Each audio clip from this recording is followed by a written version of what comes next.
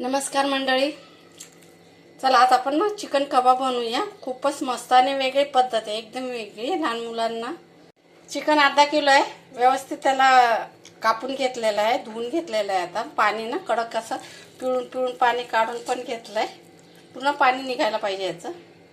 आपण ना याला आता मिक्सरमध्ये वाटून घ्यायचं आहे. चला आता चिकन बारीक करून घेतलेलं आहे. हे बघा असंच करायचं, जास्ती बारीक नाही करायचं, नाही तर चव नाही लागत. जरा जाडसरच ठेवायचं म्हणजे. चला याला ना पहिले आपण मसाले लावून घेऊया. पहिले लावायचा आहे लिंबू, 1 लिंबू टाकायचा आहे. लिंबू टाकून झालं, आता मीठ टाकायचं आहे. आता हळद टाकूया,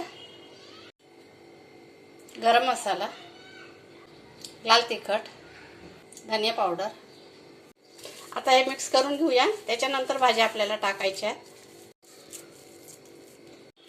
आता हिरव्या कांद्याची पात, शिमला मिरची, गाजर, पाणी काढून घ्यायचं बारीक कापून आणि हाताने पिळून पाणी सगळं भाज्यांचं काढून घ्यायचं.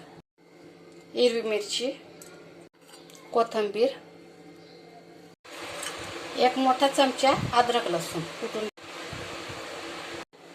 आता कांदा टाकूया आणि मिक्स करून घेऊया सगळं.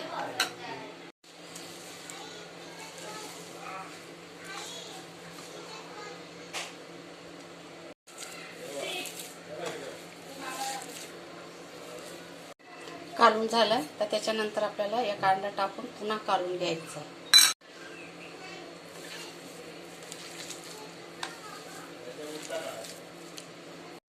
झालं हे पण काढून. आता चला आता कबाबचा शेप देऊया आपण.